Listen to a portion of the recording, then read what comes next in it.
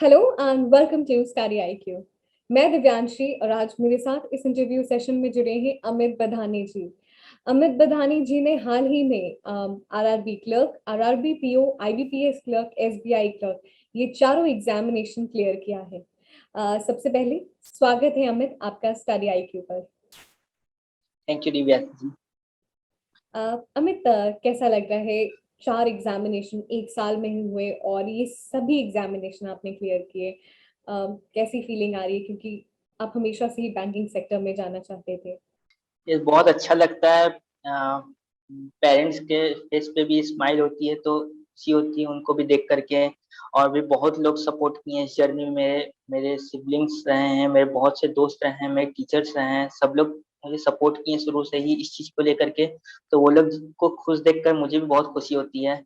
मैंने बकायदा बहुत हार्डवर्क किया है, लेकिन उनके सपोर्ट के बिना कुछ भी पॉसिबल नहीं था। बिल्कुल, हार्डवर्क के साथ साथ आपके जो वेल विशर्स हैं उनकी विशेस रहती हैं, उनकी ब्लेसिंग्स रहती हैं, जो बिल्कुल आपके रिजल्ट में रिफ्लेक्ट होती हैं। अमित, मैं आपसे ये जानना चाहूंगी कि क्या ऐसी सटीक स्ट्रैटेजी आपने अपनाई कि ये चारों एग्जामिनेशन आपने क्लियर किया? क्योंकि कई बार होता है लोग किसी का 6 महीने में क्लियर हो जाता है, किसी का 2 साल में क्लियर होता है, बट आपका ये चारों एग्जामिनेशन आपने क्लियर किया, तो ऐसी क्या स्ट्रैटेजी अपनाई है? स्ट्रेटेजी हर पर्सन का डिफरेंट होता है। ये पर्सन टू पर्सन वेरी करता है कि कौन कैसे प्रिपरेशन कर रहा है। मेरा स्ट्रेटेजी था कि मैंने पहले अपने सारे कॉन्सेप्ट्स को क्लियर कर लिए थे। जब मैंने प्रिपरेशन स्टार्ट की थी, विद इन 6 मंथ मैंने अपने सारे कॉन्सेप्ट्स को क्लियर कर लिए थे। उसके बाद मैंने 1 पर डे बेसिस पे एक एक प्रीलिम्स का मॉक लगाना स्टार्ट किया था उस टाइम पे। फिर नेक्स्ट ईयर में प्रीलिम्स क्लियर होना स्टार्ट हुए, उसके बाद मैंने मेंस के भी मॉक लगाना स्टार्ट किया ऑन एन अल्टरनेट डे पे, और सिर्फ प्रॉपरली एनालिसिस करता था। यही मेरा स्ट्रेटजी रहा था पूरे इस ड्यूरेशन में। तो हम ये कह सकते हैं कि जो भी स्टूडेंट्स हैं जो बैंकिंग एग्जामिनेशन की तैयारी कर रहे हैं, वो आपके एक्सपीरियंस से ये सीख सकते हैं कि कितना जरूरी है मॉक लगाना, और मॉक से ही आपके प्रीलिम्स और मेंस की स्ट्रैटेजी डिराइव होगी। यस बिल्कुल। बिना मेरा ये मानना है कि मॉक टेस्ट लगाना बहुत जरूरी है, क्योंकि रियल एग्जाम में भी हम लोग एक मॉक ही लगाते हैं वहां पर भी। वो भी एक एग्जाम ही होता है। जैसे हम लोग बोर्ड एग्जाम में भी ऐसे ही करते थे कि जब 9th 10th का एग्जाम हुआ करता था तो हम लोग भी एग्जाम से कुछ दिन पहले वो सैंपल पेपर्स आते थे या प्रीवियस ईयर पेपर्स आते थे, तो वो सब हम लोग लगाया करते थे। यहाँ तो प्रीवियस ईयर का कंसेप्ट है ही नहीं, तो हम लोग सैंपल पेपर्स की तरह ही मॉक टेस्ट लगाया करते हैं। तो इसका बहुत ज्यादा इंपॉर्टेंस है कंसेप्ट क्लियर होने के बाद, क्योंकि उस पॉइंट पे हमारा स्टडी एक आता है। मीन्स कह सकते हैं कि हम लोग को प्रेशर हैंडल करने का कैपेसिटी डेवलप होता है, जो कि बहुत सारे लोग नहीं कर पाते हैं वहां पर एग्जाम में जाकर के कंटिन्यू बैठ करके ये चीजें। बिल्कुल। अ, अमित, अगर हम बैंकिंग एग्जामिनेशन की देखें, अलग अलग बैंकिंग एग्जामिनेशन आपने क्लियर किया है और सबकी जो पैटर्न है वो मोर और लेस सेम रहती है। प्रीलिम्स, मेंस तो रिटन पार्ट तो ऑलमोस्ट सेम रहता है, बस क्लेरिकल और पीओ में ये डिफरेंस आ जाता है कि पीओ में एक इंटरव्यू होता है। तो अगर हम general strategy prelims plus mains की हम बनाए, आपके एक्सपीरियंस से जाने, तो वो क्या होगी? प्रीलिम्स के लिए फर्स्ट ऑफ ऑल हम लोग को पहले अपने स्टडी सही रखना चाहिए। मीन्स अपना पहले कंसेप्ट को क्लियर करना चाहिए। अगर हम लोग ओवरऑल देखें तो इंग्लिश, जो लोग इंग्लिश बैकग्राउंड से हैं उनका इंग्लिश तो बेटर होता ही है पहले से। और बाकी जो इंग्लिश बैकग्राउंड से नहीं होते हैं वो लोग अपना बेटर करते हैं न्यूज़पेपर रीडिंग करके या नॉवेल्स पढ़ करके, या और भी बहुत सारे सोर्सेस हैं इंग्लिश को करने के लिए वो। या फिर मैथ वगैरह के लिए तो पहले से हम लोग 9th 10th में पढ़े हुए होते हैं, बस यहाँ पर थोड़ा सा और ब्रशअप करना होता है अपने कॉन्सेप्ट्स को। और रीजनिंग एक न्यू सब्जेक्ट आ जाता है, उसके लिए भी हम लोग को क्लासेस वगैरह देख करके या मैंने तो फिलहाल सेल्फ स्टडी की थी। ये सबसे हम लोग पहले कॉन्सेप्ट क्लियर कर लेते हैं, उसके बाद मॉक देना स्टार्ट करना चाहिए हम लोग को। सेक्शनल मॉक देना चाहिए सब्जेक्ट टू सब्जेक्ट, जैसे इंग्लिश का अलग, मैथ्स का अलग, रीजनिंग का अलग। इस तरीके से हम लोग को सेक्शनल मॉक देना चाहिए। देन हम लोग को फुल लेंथ मॉक देने चाहिए। और अपना परसेंटाइल हमेशा चेक करना चाहिए कि हम किस जगह पे स्टैंड कर रहे हैं। परसेंटाइल मीन टू से कि कितने लोग मेरे से पीछे चल रहे हैं, क्योंकि हर मॉक में मार्क्स डिफर करता है according to their difficulty level, but percentile हमेशा एवरेज रहता है ना। ये है प्रीलिम्स में। और मेंस में फिर सेम चीज है, मेंस का लेवल बस प्रीलिम्स से थोड़ा सा स्टैंडर्ड चला जाता है, उसके लिए भी वही है। मॉक टेस्ट दीजिए, उसको एनालिसिस प्रॉपर करना बहुत जरूरी है मॉक टेस्ट को। नहीं तो फिर जो गलतियां होती हैं हम लोग कुछ लर्न नहीं कर पाते हैं। सबसे बड़ी चीज होती है कि हम लोग कुछ लर्न नहीं कर पाते हैं। मॉक टेस्ट के देने के बाद अगर हम लोग मॉक टेस्ट को एनालाइज नहीं करेंगे तो हम लोग उससे कुछ सीखते नहीं है। अगर कुछ सीखेंगे नहीं तो हम लोग का मार्क्स भी नहीं बढ़ेगा और गलती भी होना बंद नहीं होता है। ये सब चीज होता है। बिल्कुल अमित, जब हम मॉक टेस्ट आप कितना भी सॉल्व करें लेकिन अगर उसको एनालिसिस अच्छे से नहीं कर रहे हैं तो उस मॉक टेस्ट का कोई मतलब नहीं है। इसलिए अपनी जो भी बिल्कुल। स्ट्रेंथ है और वीकनेस है उसको पहले से ही पहचान लीजिए।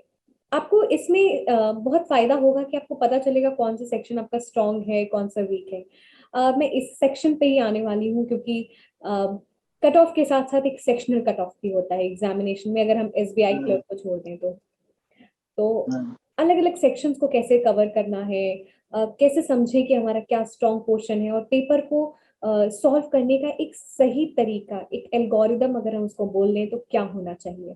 पेपर को सॉल्व करने के लिए जैसे कि एक मॉक टेस्ट में जैसे आईबीपीएस क्लर्क का वो डिफरेंट पैटर्न, आईबीपीएस क्लर्क और एसबीआई क्लर्क का एक डिफरेंट पैटर्न होता है एग्जाम में पूछने का तरीका। और आरआरबी पीओ क्लर्क का एक अलग होता है। एसबीआई क्लर्क और आईबीपीएस क्लर्क में सेक्शनल टाइमिंग भी होता है एग्जामिनेशन में, जो कि आरआरबी पीओ क्लर्क में नहीं होता है। अगर जैसे कि अभी रिसेंट में आरआरबी पीओ का और आरआरबी क्लर्क का एग्जाम होने वाला है 25 सितंबर को और 17 अक्टूबर को होने वाला है, उसके अकॉर्डिंग अगर कहें तो उसमें कोई टाइम लिमिट नहीं होता है, कोई सेक्शन टाइमिंग नहीं होता है। 2 घंटा का एग्रीगेट टाइम दिया हुआ होता है, सारे सब्जेक्ट एक साथ खुल जाते हैं। वहां पे हम लोग को शुरुआत अपना करना चाहिए जीए सेक्शन से, जनरल अवेयरनेस से, जो स्टडी है क्यों गौर पे पढ़ाते हैं करंट अफेयर्स, उससे हम लोग को स्टार्ट करना चाहिए। मोर और लेस हम लोग को विद इन 15 मिनट हम लोग को वो कवर करके खत्म कर देना है।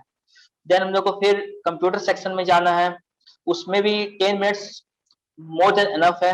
देन हम लोग को फिर इंग्लिश में या हिंदी जो ले रहे हैं हिंदी की हिंदी या इंग्लिश की इंग्लिश में, वहाँ 2 सब्जेक्ट का ऑप्शन होता है। वो लेकर के उसमें भी हम लोग को 20 से 25 मिनट देना चाहिए। बाकी टाइम हम लोग को रीजनिंग और मैथ में देना चाहिए, क्योंकि वो दोनों स्कोरिंग भी होता है, उसमें गलती होने के चांसेस भी कम होते हैं और वो ज्यादा पर क्वेश्चन 1.25 मार्क्स का होता है इसीलिए। और बाकी सेक्शन में भी हम लोग को अकॉर्डिंगली ही करना चाहिए, लेकिन हम लोग को सबसे ज्यादा फोकस अपना प्रिपरेशन के ड्यूरेशन पे इंग्लिश और जीओ को देना चाहिए, क्योंकि वो सबसे ज्यादा क्रुशियल मोमेंट होते हैं, हम लोग के लिए सबसे ज्यादा क्रुशियल सब्जेक्ट होते हैं ये चीजें। क्योंकि ये स्कोरिंग भी हो सकते हैं, क्योंकि जीए जिनका अच्छा नहीं होता है या इंग्लिश जिनका अच्छा नहीं होता है, हम उनसे आगे बढ़ सकते हैं अगर ये दोनों अच्छे सब्जेक्ट हम हमारे रहेंगे तो। Math reasoning all and all सबके इक्वल ही होते हैं करीब करीब, जो प्रीलिम्स से मेंस की तरफ जा रहे हैं। बेशक, जिस तरीके से आपने बताया कि कौन सा स्कोरिंग सेक्शन हो सकता है और किस में सबसे कम समय लगेगा उसको अटेम्प्ट करना है, तो आप जैसे ही मॉक टेस्ट देना शुरू करते हैं ये सारी चीजें आपको पहले से ही पता होनी चाहिए। और जो मॉक टेस्ट में आप स्ट्रैटेजी अपनाते हैं पेपर सॉल्व करने की, वही स्ट्रैटेजी आप एक्चुअल पेपर के दौरान भी अपनाएं। यस। अमित, हम मैं बैंकिंग एग्जामिनेशन की अगर बात करूं तो ये बेहद ही कॉम्पिटिटिव होते हैं। हर साल बहुत बहुत सारे स्टूडेंट्स बैठते हैं, और जैसे हम बात कर रहे थे ये सक्सेस रेट भी बहुत ज्यादा नहीं है। कॉम्पिटिटिवनेस बहुत ज्यादा है, दिन पे दिन बैंकिंग एग्जामिनेशन के लिए जो डिजायर है वो बढ़ता ही जा रहा है। तो कैसे अपने आप को सबसे अलग करें, आउटशाइन करें उस भीड़ में से। हम लोग को सबसे पहले तो कंसंट्रेट करना होगा कि हम हमें क्या चाहिए लाइफ में। सबसे पहले तो हम लोग को ये समझना होगा, खुद को एनालाइज करना होगा कि हम लोग हमारी लाइफ की प्रायोरिटी क्या है, मुझे किस जगह पर जाना है। क्योंकि नॉर्मली लोगों के पास 2 ऑप्शन होता है, या तो मीन्स बिजनेस करें या फिर जॉब करें। तो जॉब करना है तो जॉब में भी पहले प्रायोरिटी देखना चाहिए कि मेरा इंटरेस्ट किस जगह पर है, बैंकिंग फील्ड पे है या एसएससी के फील्ड पे है या रेलवे के फील्ड पे है या कहीं भी हो, प्राइवेट सेक्टर्स में है। तो हम लोग को पहले अपना प्रायोरिटी देख लेना चाहिए, उसकी अकॉर्डिंगली हम लोग को प्रिपरेशन स्टार्ट करना चाहिए और सही से देख लेना चाहिए ये चीज। और खुद के अंदर एक मीन्स एक फायर होना चाहिए इस चीज को लेकर के कि हाँ मुझे चाहिए ये चीज, ये होना बहुत जरूरी है। बेशक, बहुत ही सही बात आपने कही कि ये पैशन और अपने अगर अंदर फायर नहीं है और अगर आपको नहीं पता है कि आपको कहाँ जाना है तो फिर ये जो तैयारी है वो थोड़ी मुश्किल हो सकती है सब कुछ आपकी। डायरेक्शन लेस हो जाता है, सब कुछ उसके मतलब वो चीज नहीं होने से ना सब कुछ डायरेक्शन लेस हो जाता है, कुछ समझ ही नहीं आता है करना क्या है फिर हमें। जब सब कुछ डायरेक्शन फिक्स हो तो अपने आप हम लोग चलते जाते हैं, लोग फिर लोग भी सपोर्ट करते हैं, सब कुछ पता रहता है, बस हम लोग को चलते जाना होता है। अभी का पैटर्न तो बहुत ही अलग हो चुका है। मीन्स अभी हम लोग के पास सिर्फ हम लोग को स्टडी करना है। पहले क्या होता था कि पहले हम लोग सोर्स इंतजाम करते थे कि बुक यहाँ से खरीदना है, ये है वो, अभी तो सब कुछ इंटरनेट पे है, हम लोग को बस स्टडी करना है। ये सब चीजें, और भीड़ से अलग करने की सबसे बड़ी चीज है कि थोड़ा सा हम लोग को सोसाइटी से थोड़ा सा कट के रहना चाहिए। लोगों से इन्फ्लुएंस नहीं होना चाहिए, लोगों के बातों से इन्फ्लुएंस नहीं होनी चाहिए, है ना। ये सब चीजें, और जो सोशल एक्टिविटीज है, ये सब से थोड़ा सा कम टाइम देकर के हम लोग अपनी स्टडी पर ज्यादा फोकस करें। ये सब चीज बहुत मायने रखता है प्रिपरेशन के टाइम पे। अमित, किस तरीके से स्टडी आईक्यू आपकी जर्नी में साथ रहा है? मैंने जीए सेक्शन बताया ना, जीए सेक्शन बहुत बड़ा क्रूशियल रोल प्ले करता है एग्जामिनेशन क्लियर करवाने की, क्योंकि बहुत लोग, जैसे मेरा भी आरआरबी और एसबीआई कलर, मेरा सेक्शन कट ऑफ, मतलब जो टोटल ओवरऑल कट ऑफ है, जो मेरा एसबीआई कलर में 1 मार्क्स कम था और आरआरबी पीओ में 0.02 मार्क्स कम था। तो ये सब चीज, अगर करंट अफेयर्स हम लोग का अच्छा रहे तो वो चीज हो सकता है। मैंने करंट अफेयर्स पूरी तरह से डेडिकेटली स्टडी आईक्यू में गौरव गर्ग सर को फॉलो किया था, उनका ईयरली पैक लिया था, उनको पढ़ा था, सलीके से एकदम पढ़ाई किया था मैंने। सारा का सारा क्वेश्चन, 90% क्वेश्चन उसी के अंदर से कवर हुआ था। मुझे नहीं लगता कि कहीं और से हम लोग को पढ़ने की जरूरत है। हाँ, हम लोग को 2 सोर्स लेना चाहिए, क्योंकि एक होता है कि क्वेश्चन पेपर पूछने का तरीका अलग अलग होता है, बट जो बेसिक जो अंडरस्टैंडिंग होता है वो सब जगह सेम ही होता है। तो गौरव गर्ग सर बहुत परफेक्ट पढ़ाते हैं, बहुत सलीके से समझाते हैं, और उनका मटेरियल प्रॉपरली एग्जाम में आता भी है। तो मैंने देखा सारे एग्जाम में आता है, ये भी चीज है। अमित, हमें बहुत खुशी है कि हम आपकी सक्सेस स्टोरी का हिस्सा हैं। अम, सबसे एंड में आपसे ये मैं पूछना चाहूंगी कि एग्जामिनेशन पास में है, कुछ फाइनल टिप्स आप देना चाहेंगे?